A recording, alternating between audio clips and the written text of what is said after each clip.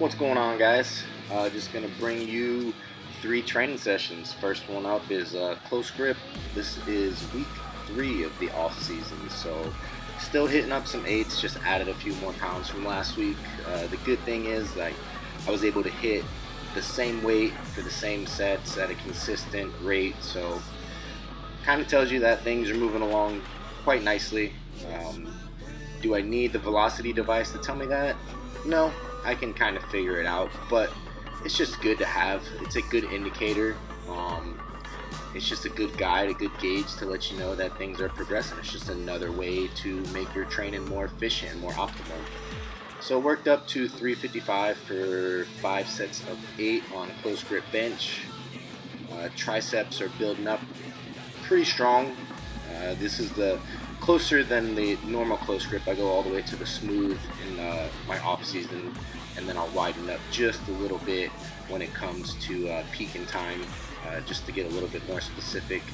And then after those 5 sets of 8, decided to do some wider grip Swiss bars, 225 for AMRAPs, 18, 15, and 13. As you can see, the muscular endurance does not necessarily match the strength. Just something that I would have to practice and get better at. But the main reason here is just getting some neutral grip pressing in to take some stress off the shoulders and to really get a good chest pump after that. You know, it's about staying healthy in the off season, and even though my shoulders and joints and everything feels great, you just want to minimize the damage as much as possible and just train smarter and not beat yourself up until you get into meet prep, when you kind of have to do the things that you have to do. And if you guys listen to the AlphaCast podcast that I do with Adrian Larson, this week our new episode just dropped, and it went over injuries, dealing with injuries, rehabbing injuries, and how to kind of avoid them. And for me, the biggest thing that I can come up with, and the best thing I could tell anyone, is to not necessarily push the weight at first. Just dial in technique and movement patterns, and work on a lot of accessory movements, unilateral, bilateral stuff, just to build up any weaknesses you may have.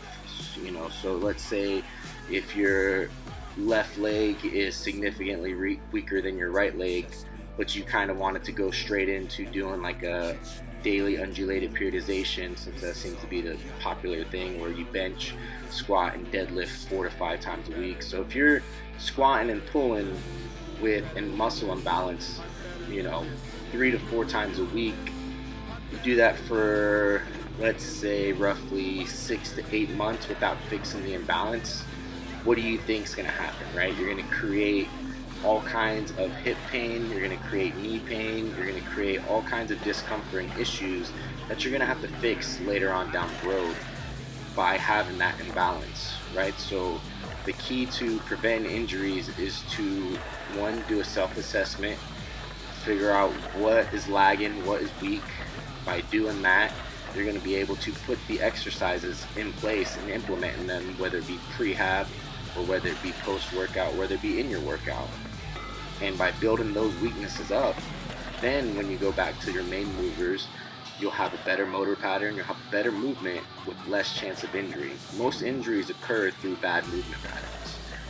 Obviously, the stronger you get, the more you do this, you will get injuries occurring from other things, but I feel like if you're able to perform the lift technically well, you can do the lift more often with less chance of injury. Now, that's also the same caveat as you get really technically proficient at a lift and you never change it up. You can only do so much wear and tear on that motor pattern, on that movement pattern, before it becomes an issue. If you think of it like a spring, or like anything that accumulates a lot of trial over time, it gets less and less bouncy, right? So the variations and the different foot placements, the different variations of exercises, that will help play a big role in health and longevity as well. Being able to switch things up. If you're a sumo puller, pulling conventional more often. If you're a wide stance squatter, bringing your stance in a little bit. Using different bars, using different benches, using wide grips, close grips. All those little nuances and intricacies are a great way to build up muscle and prevent injury by doing just slightly different things. And that's the key, is if you can build week to week without getting injured year to year and fixing any type of imbalance or any type of issues that you'll have, you're going to be strong, right? It's not necessarily the most talented people that are the strongest. It's the ones that stick with it the longest and that are healthy can develop incredible amount of strength. But it just takes time. It takes patience.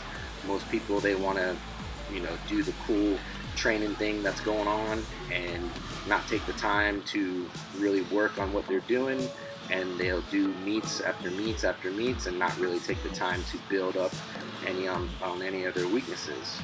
So you have to be patient in this game. It's not a game, it's not a sport that's going to be conquered in a 12-week cycle. It's going to be conquered with maybe 10 to 20 12-week cycles put together in a row at a healthy rate. Worst thing to do is get injured and take months off. And that's kind of one of the other topics we went over in the podcast is, training around injuries, right? This is a sport where you're trying to lift the most weight possible. You're trying to push yourself, to your human potential. Injuries will happen. Things will occur. Best way to do things is to, pick an exercise that doesn't cause issues, right? There's a million ways to get stronger. You just have to find those exercises that'll build the same muscles without causing the injury to reoccur or get worse. And then also you have to be proactive with these type of things. You have to do your active recovery. You have to do your imbalances. You have to do your prehab stuff. You have to do your massages. You have to take care of your body in order for it to perform at a high level. You can't just brush stuff aside. If you have a shoulder problem and you're 15 weeks out from a meet, take care of that. Take care of that right away and fix it. And it may not be the most advantageous thing at the time. You may not be able to push the heavy weight, but if your shoulder's healthy going into a meet prep, you're going to be the strongest and you're going to most likely hit PRs. So kind of take a step back, self-assess, see what's going on, see if there's any lag in body parts, see if there's anything that can be fixed or done better.